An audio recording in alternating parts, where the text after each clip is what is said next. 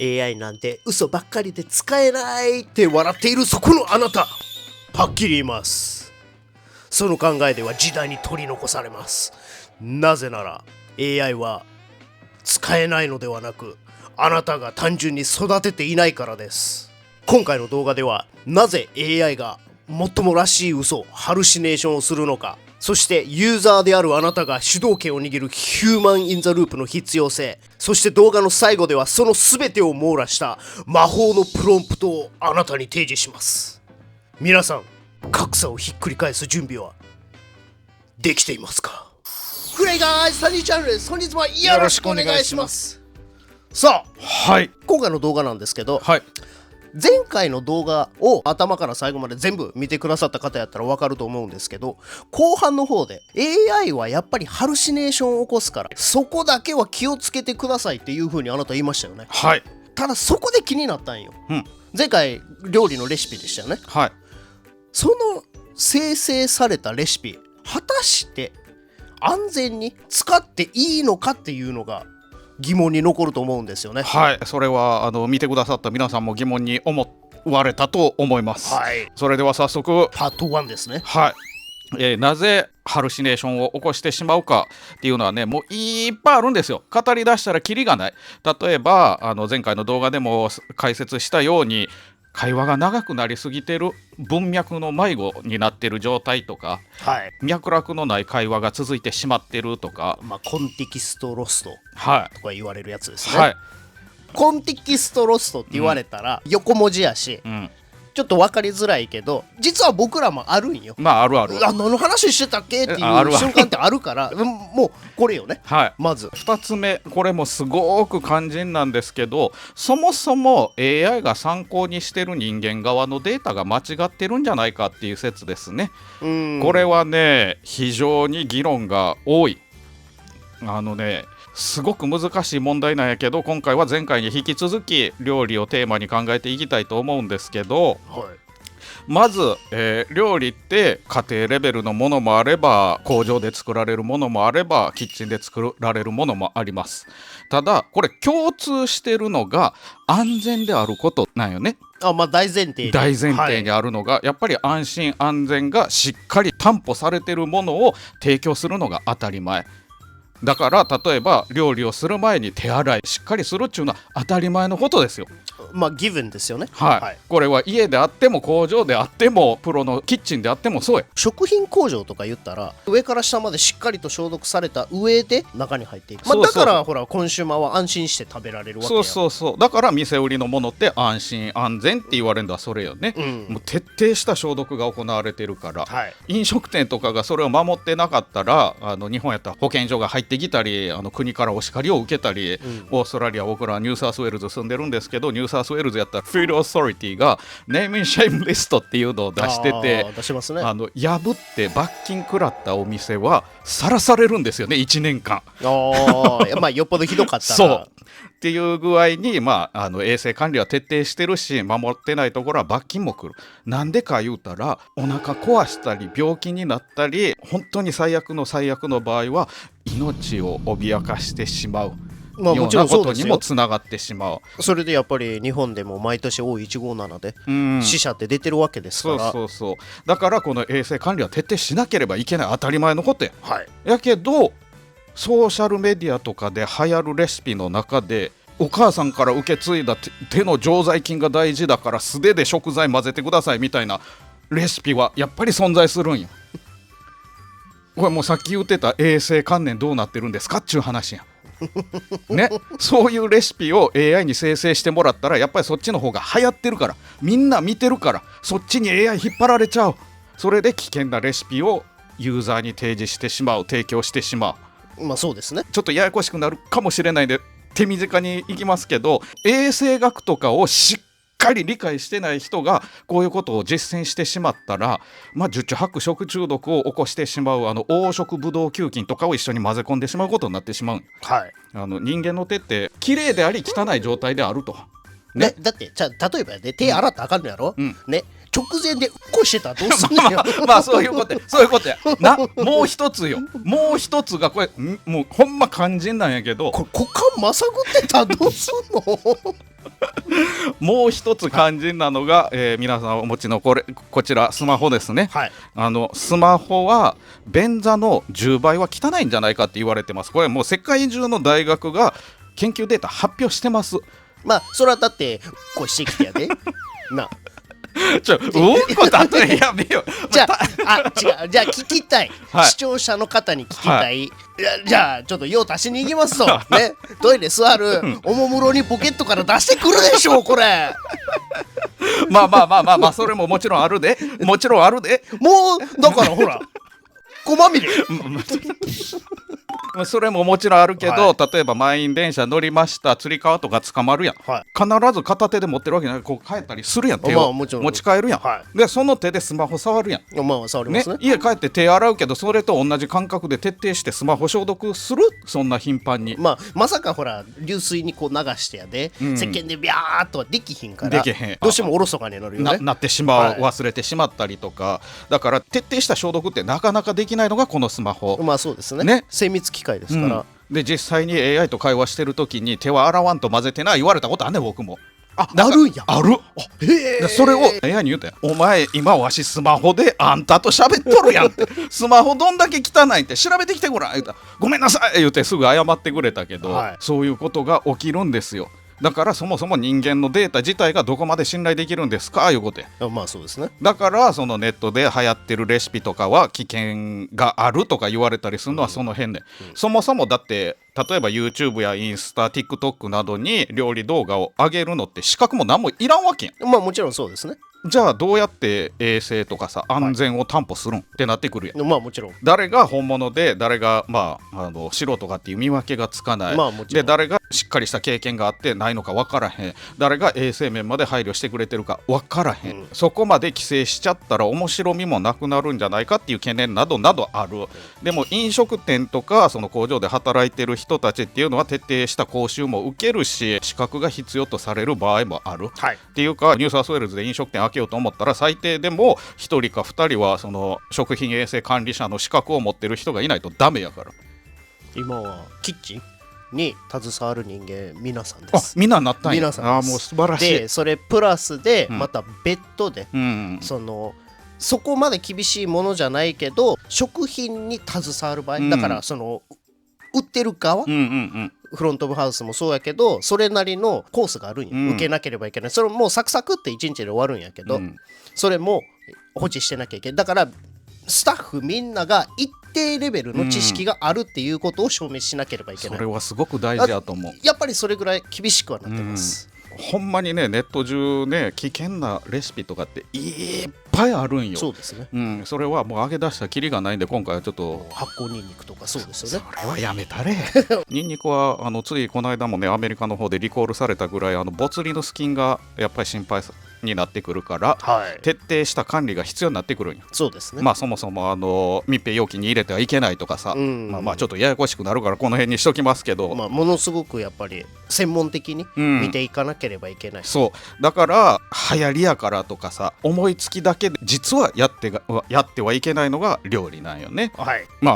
例を挙げ出したらキリがない、それぐらいやっぱりネットっていい情報も溢れてるけど悪い情報というか危険なレシピも大量に存在する。でそれがもうごっちゃごちゃの状態になってる。だから正しいプロンプトで AI を導いてあげないとそのカオスの中からピュッて持ってくるんや。それがだからいわゆるハルシネーションっていうやつですよね。もっともらしい嘘をつくっていう。そうだから、次のことが大事になってくるんですけどパート2いきましょう。パート2これが、冒頭でも出てきた Human in the Loop 人間介在型と言われるやつですね、人間がしっかりと、入ってますよってそのループの中に、主導権を握ってるっていうこと、これを分かりやすく言ったら AI が出してきたレシピを鵜呑みにしてそっくりそのまんま使うじゃなくて一旦読んでおかしいところとかあったらつついていく。これおかしないとか、これちょっと塩分量多くないとか、砂糖多くないとかさ、はい、逆にこれ水少なくないとか、そういう感じで自分のインプットもしていく、そうすることによってもっと自分好みにしていけたり、もっと安全に配慮したレシピを作っていくことができる、はい、そうすることによって精度がぐんと高まる。精度が高まるということは、最終的にできる結果、今回の場合は料理の質もぐっと上がる。安全性も上がるということです。そう、これは実はネットでバズってるレシピに対しても同じことが言えるんですよ。はい、流行ってるからそっくりそのまんま真似するだけやったら、これ AI が出してきたレシピをそっくりそのまんま真似してるだけと全く一緒なんですよ。そうですね。これ最近 AI 界隈で危惧されてる思考の代替って、もう考えることを人間側が放棄して、考えをもう AI なりソーシャルメディアインフルエンサーなりに丸投げしちゃってる。だから自分はもう体動かしてるだけ、思考停止って言われるやつですよ。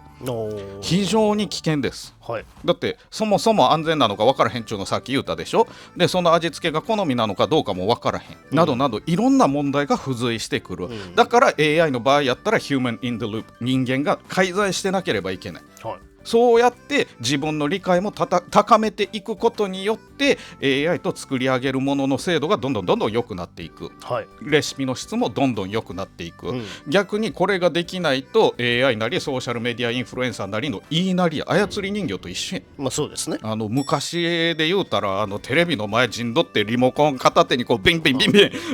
ャンネルせわしなく動かしてる人と一緒ですよ、はい、与えられたもん摂取してるだけ、はい、これは危険です。 AI やから危険じゃない。 AI であってもインフルエンサーであってもテレビのピッピピッピでも一緒、本質は全く一緒です。なのでこれを気をつけなければいけない、はい、で、もう一つのね AI の問題というか、鵜呑みにしてはいけない理由のその2がですね、 AI には肉体がないんですよ、そもそも。そうですね。だから例えばフライパン熱します、フライパンどんだけあったかくなってるか分からへん。そこに、見てるわけじゃない。見てるわけじゃない。でどんな火力が出てるかも分からへん。見えてないから、ね、それを写真や動画撮って送ったところで限界はある、はい、AI は与えられた情報から最適解を出してるだけやから、理論上の話ですよね。だから理論上最善の策を提示してるだけ。その理論っていうのも最善の状態を想定してるから、だから例えば今日の気温とかも想定はしてないし、フライパンのサイズとかも事細かく言うていかないと考慮に入ってない。もちろん。なので必ず人間がループに入り続ける必要性がある、はい、これ実はインフルエンサーが提示してくれるレシピでも一緒。中火で何分とか言われたところでガスコンロメーカーによって微妙に中火が違う、サイズによっても変わってくる。これから調理する料理や具材によっても変わってくる。外気温によっても変わってくる。さまざまな要因でいろいろ変わっていくんよ。フライパンの材質とか、ね、材質とかもう本当にキリがないよ、上げ出したら。もちろんそうですね。だから AI であっても人間であっても誰かから与えられたものをそっくりそのまんま鵜呑みにしてはいけないっていうのがこの Human in the Loop の大切な部分、で、ここまで、注意点をいろいろ説明してきましたけど、これらを考慮に入れた上でもう一段階自分の AI の扱い方を上げるためのレベルアップするための方法、続いていきましょう。ステップ3、これ専門用語で、はい、RLHF Reinforcement Learning from Human Feedback って言われる専門用語があるんですけど、厳密にはそれとちょっと違うんやけど、それを分かりやすく軽いものとして捉えてもらったらいいんやけど、例えば AI とこういろんな話を重ねてレシピを作り上げたとしましょう。そのレシピで料理を作ります、はい、最終的にその料理写真撮って味の感想とか料理してて気づいた点や良かった点悪い点などを自分のレシピを生成してくれた AI に返すんですよ。フィードバックを上げるんよ、はい、そしたら AI はそこから学習していって、その人の好みやったりとかこのレシピでの良かった点悪い点などなどを学習していくんよ、そしたら次から生成するレシピの精度が上がっていくんよ。これはでも、その独立した AI ですよね。まあそうやね。その例えば Google の一般に開放されてる AI モードじゃなくて例えば個人のアカウントで登録したジェミニやったりとかチャット GPT やったりとか、早い話が個人用の AI ですね。だからそこで育てていく、そう関係性をやっぱしっかりと作り上げていく大切さですよね、それがだから、簡易な、さっき言った RLHF につながっていく、その時に難しい言葉も一切いらないんですよ、今回ちょっと塩薄かったわとか、今回すごい美味しかったよとか、今回あまり美味しくなかったな、そんな程度でいいんですよ。本当にそう。そっから改善点を見つけていくのが AI の仕事やし、 AI と自分ができる勉強法って思ってもらったらええんかな、そうすることによってもうほんまにどんどん自分でも気づかんぐらいレベルアップしていけるんで、でそれをしていくとネットのレシピとかを見た時も、この人のこういうとこいいじゃん真似しようとか、もっと楽しくもっと勉強になると思うんですよ、で、これらの、3つの注意点を踏まえた上で、その3つを包括したプロンプトを今回ご用意したんで、最後に皆さんにプレゼントしたいと思います。太っ腹ですね。このプロンプトめちゃくちゃ長いから、とりあえずプロンプトを見せるんじゃなくて、プロンプトで料理のレシピをまず生成したいと思います。このプロンプトはですね、後で解説しますけど、作りたい料理とか冷蔵庫の中身を入れてもらうだけでいいです。他はもう全部文章、プロンプト、命令全部僕作ってありますそういう手間もう全部省いてありますんで、もう本当に材料を入れるだけ。材料か食べたいもの、カレーやったりとか。じゃあもう今回カレーでいこうか。牛丼とか。そう、牛丼は前回レシピ紹介したから。しましたね、そういや。じゃあコピペします。ちょっとごめんね、めっちゃ長いけど、今回もじゃあこのプロンプトはコメント欄の方に、前回同様コメント欄の方にもういろいろ貼っていくんで、そちらを参照していただいたらいいかなと。で今日のメニューカレーにしましょう。で、調理時間の目安、簡単な料理やったら10分20分とかでいいんやけど、カレーやで1時間以内としましょうか。じゃあ60分一晩にしてください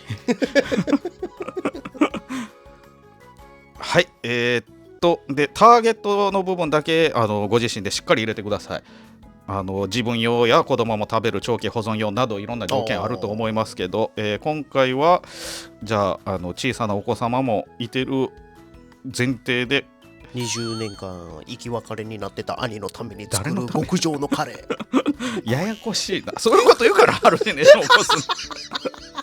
ターゲットは、大人と子供も食べるにしときましょうか。それでは、もうほんまにこれだけです。来ました。こんにちは、食の安全調理アドバイザーです。今回は大人も子供もみんなで美味しく、そして何より絶対に安全安心に作れる特製カレーをご紹介します。料理は実験のように科学的でとても楽しいものです。まずはみんなの健康と笑顔を守るための大切な4つのお約束から始めましょう。すごいな。やろもうすでにすごいわ。まず1、料理の概要と楽しく安全に作るためのお約束。調理時間の目安50分、すべての準備を含みます。楽しく安全に作るためのお約束。1、お腹の調子が悪いときはお休み。もし下痢や吐き気、風邪の症状があるときは絶対に料理をせず体を休めてください。ノロウイルスなどの感染症は加熱しても防ぎきれないリスクがあります。健康な時に作るのが一番の隠し味です。すごいわ。もうそれしか言わない。2、調理前の手洗いは2回。時計や指輪を外し、泡立てた石鹸で爪の間、指の間、手首まで30秒かけて優しく2回洗ってください。一応 WHO の推奨は20秒なんですよ。すごい。そこに10秒足してくる。もう念には念を入れて。その3、調理中の飲酒は我慢。お酒を飲むと手元の感覚や熱さへの注意力が鈍り、包丁での怪我ややけどの原因になります。美味しい完成祝いまで楽しみにとっておきましょう。もう素晴らしい。解説は後にするんでちょっと飛ばしていきましょう。4、火のそばから絶対に離れない。ちょっとスマホをという一瞬の隙が火災につながります。火をつけている間はお鍋のヒーローになって見守ってあげてくださいね。材料と分量はスキップしていいんやけど、最後、はい、料理用の温度計1本ご用意ください。これは僕も前回日本で安かったから買ってきたんやけど、ニトリで1000円ちょっとやったかな、2000円しなかったはず、はい、比較的安価なんで、ほんまに料理用の温度計は皆さんおすすめします。計量カップとか計量スプーンとか持ってるのと同じ感覚ですね。で、3番、焦らず安全な事前準備、火を使う前に全ての作業を終わらせるミゾンプラスを行います。これフランスフレンチの用語ですね、はい、これで加熱中に慌てることは一切なくなります。また生肉のばい菌が野菜に移る交差汚染クロスコンタミネーションを防ぐため、切る順番がとても重要です。1、野菜を先に切る。で、野菜の切り方書いてくれてありますね。で、2、野菜をバットに避難させる。で、3番、最後にお肉を切る。4番、すぐに片付ける。ここ大事。肉を切り終えたら、まな板と包丁、すぐに食器を洗剤で洗い、お湯で流します。手も石鹸でしっかり洗ってください。で、ルーの準備。で、4番、具体的な調理手順とフードサイエンス、食品科学。手順1、お鍋を温めて油をなじませる。手順2、玉ねぎを炒める。両方ともフードサイエンス書いてくれてあります。で、手順3、他の野菜とお肉を炒める。手順4、水を加えて煮込む。手順5、お肉の中心温度を測る。最重要。で、フードサイエンスも書いてくれてあります。手順6、ルーを溶かして仕上げる。で、5番目、公的基準に基づくフードセーフティー、衛生管理、保存のルール。命を守る加熱基準、厚生労働省 FDA 基準。ここで日本の厚生労働省やアメリカの FDA などが推奨していることとか注意していることの解説、はい、今回のレシピに合わせた解説をちょっと入れてあります、はい、でさらに食中毒菌が爆発的に増える魔の温度帯についての解説も入れてくれてあります。素晴らしい。で、もし食べなかった場合とか食べ残しがあった場合の正しい粗熱の取り方と保存ルールもちゃんと書いてくれてあります。で、食べる時のルール、温め直す時のコツなども書いてくれてあります。で、さらに詳しく知りたいポイントはありますかと聞いてくれてあります。すごい細かいやろ。ディテールだわ。ここまで安心安全なレシピ多分ないよ、レシピ本でも。やっぱり一番は楽しく料理したい、もちろんそれっていうのを大前提に置いて、はい、で2番目に料理初心者の方でも真似できる、理解しやすい状態に落とし込むこと、はい、で3番目が家庭料理だ、家で料理する前提で作ってある。でそれらを全部組み込んだプロンプトで生成したレシピが今回のこのレシピなんです。素晴らしい。コメント欄の方に出しとくんでね。はい。で、動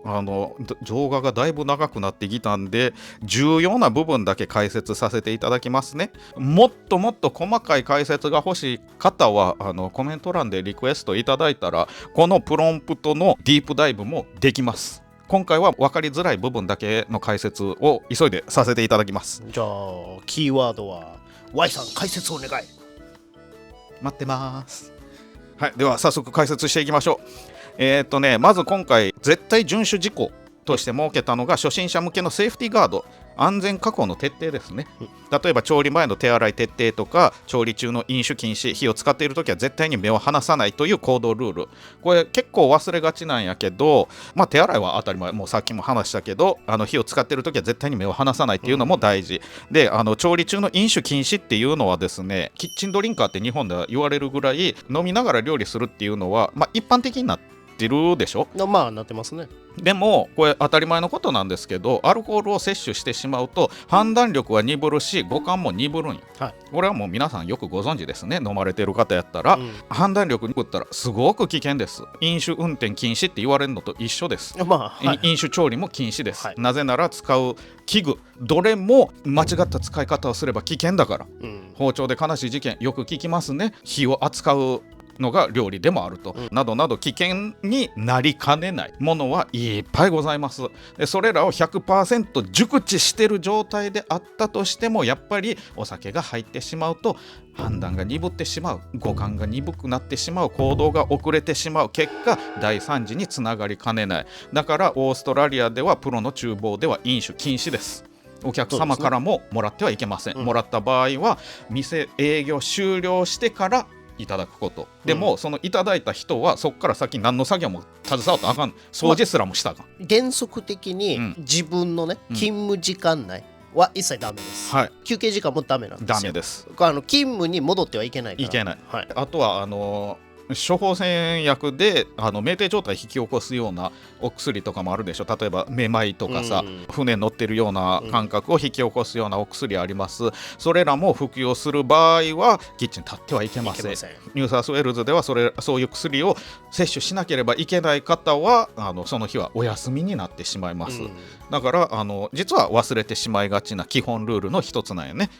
で、次に下痢や嘔吐などお腹の調子が悪いときは絶対に料理をしないっていうのはウイルスを抱えている可能性がある。で、そのウイルスを持っている状態で料理してしまうと、その自分を通して自分が触ったものとか調理しているものにウイルスが移ってしまう、で中には熱で死なないウイルスとかもいてる。それを食べた人に移って感染が広まってしまう。だからそれぐらい具合悪いときはもう素直に料理をお休みしましょうっていう基本ルールですね。O157 とかがいい例なんじゃないですか。だから夏になったら流行ったりとかするでしょ、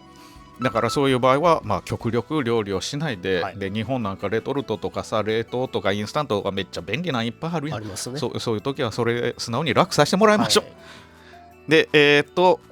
庭でちょっと忘れがちになってしまうのが交差汚染、クロスコンタミネーションですね、例えば生肉を切ったまな板の上でサラダ用の野菜を切らないとか、これも同じ理由ですね。いろんな細菌とかのリスクがあるから、前回のコメントに置いたレシピの方でも注意書きとして置かせていただいたんですけど、オーストラリアプロの現場でも肉用のまな板、野菜用のまな板、シーフード用のまな板しっかり分かれてます。色分けされてますね。肉用のまな板で野菜とか切ってはいけません、などなど、忘れがちな基本ルールを加えさせていただきました、でフードサイエンス、これは前回の動画でお伝えしたプロンプトにも入ってたかな。で、今回そこに付け加えたのは、勘に頼らず温度計の数値などで明確に指示することって入れてあるんですよ、よくあるのが、例えばステーキとかハンバーグとか竹串刺して透明な水が出てきたら調理完了の合図だよみたいな、料理全く経験ない方はその透明な水ってどれぐらい透明やねんっていう判断はつきません。僕が料理素人の時もつきませんでした、で透明やから 100% 安全ですかって言われたらそうではない。実はそうじゃない。実はそうではない、だから国とか日本やったら厚生労働省とか、こっちやったらFSNZ とかフードオーソリティとかがセーフテンプレチャーっていうのを提示してくれてある、それに従うと安全。それでだって間違ってたら国に文句言うたらもちろんそりゃそうですよその辺は前回の動画の概要欄でリンクは貼ってあるんでね、下の方に行っていただいたら、だからその温度を正確に測ろうと思ったら、やっぱり安いのでもいいから調理用の温度計、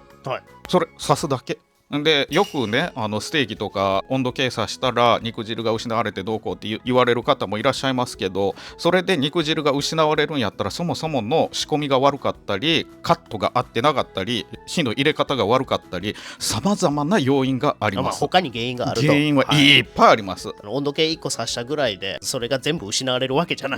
いと。あと安全のためやから、やっぱり徹底して安全を担保したい。だから温度計を刺す、もちろんだって俺は何万回もステーキ焼いてきたんだ大丈夫だって言われる方はもうご自由にしてください、そこまでは僕は知りません。温度計刺す、これ格式が高くなればなるほどレストランの、普通にやられることですからね。一部ミシュランのシェフとかね YouTube でもはっきり言ってますけど、ステーキ 4,5 回刺すって、その1個に対して1個に対して 4,5 回刺すっていう、大げさな例ではあるけど、でも普通にやっぱり彼らは格式が上がれば上がるほど、その辺は反対に厳密にしっかりとやってくる。だから中途半端な知識のレベルの人たちの方が案外使わなかったりするんよね。だから恥ずかしがらずに温度計バンバン使ってください、僕もバンバン使ってます、で最後に、公的基準に基づくフードセーフティー、衛生管理保存のルール、今回のプロンプトでは厚生労働省や FDA などに基づく加熱基準、食中毒菌が繁殖しやすい魔の温度帯を避ける正しい粗熱の取り方、保存期間とその科学的理由を分かりやすく解説と、これも先ほどから言うてるように公的機関の基準がやっぱり一番分かりやすい、だからそれを参考にするようにと指示してあります、はい、でこれだけ徹底したルールを AI に与えると迷子になる確率をぐっと減らせる。まあだから前半で言ってた、そのハルシネーション率をぐっと抑え込む、はい、でなおかつもうヒューマンインザループですよね、はい、自分が手綱を握ってる、まあ、これを皆さんもやっていただくことによってもっと精度の高いレシピが作れるようになる。でこれをまあ実際に使っていただいてですね、はい、で、まあ、何かカレーをじゃあ作りましょうと、はい、そしたらその時のフィードバックを渡す、はい、でそれをやっぱいろんな料理で繰り返していくことによってあなたのパーソナルな AI はRLHF ですよね、はい、どんどんそうやってあなたに寄り添って育っていくと。はいで、最後に一つだけお約束です。ずっと繰り返し言うてるように鵜呑みにしないでください。ちゃんと検証してください。で自分好みにアレンジしてください。それがもう本当に僕はずっと守り続けてほしいお約束です。はい、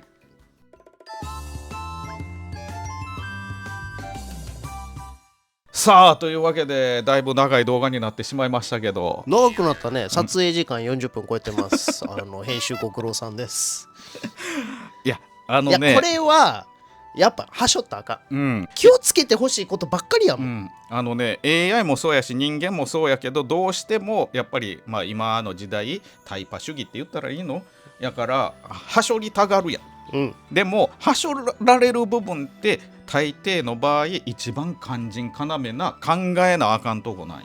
そうですね。だから危険な温度帯やったりとかさ、親からもらった定山金とかさだからヒューマンインドループが必要やし、何よりも最近話題になってきてるのは Keep yourself in the loop。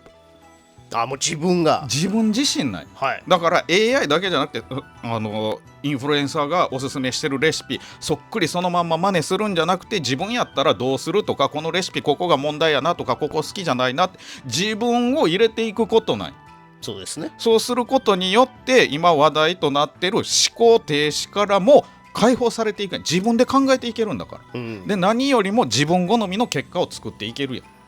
なんだろうな、それがめんどくさいからそれをアウトソースするわけなんですけど、だからそれがめんどくさいからこんだけの長いプロンプトを作ったんですよ。で動画も長くなってしまってこれでもまだ深くできるこのプロンプトはここでおしまいじゃないね。まだいける。いや次が楽しみかもしれんでもさすがに3週連続でやったら飽きも来るからしないですけど、ただほんまにリクエストいただいたらそういうところももうちょっと深掘りはしていけるんで、よかったらコメントをお願いします。キーワード何やったっけ、おやさん深掘ってちょうだいもう忘れてるやんもうコンテキストロスト起きてますよ。もう40分も経ったらじゃあもうここいらで切り上げんとというわけで、今回の動画いかがでしたでしょうか。長い動画にお付き合いいただき本当にありがとうございます。そして前回の動画たくさんのハイプをいただきまして、またハイプのランキングフードカテゴリーになぜか乗ることができました。ありがとうございます。面白いね、でも動画のカテゴリーサイエンス&テクノロジーなんやけどねAI 使ってるからね、この動画は何のカテゴリーになるのかなね、なるんでしょうかね。皆さんハイプ待ってます。ありがとうございます。あかんって長くなるってというわけで、本日は強引やけど以上とさせていただきます。ご視聴ありがとうございました。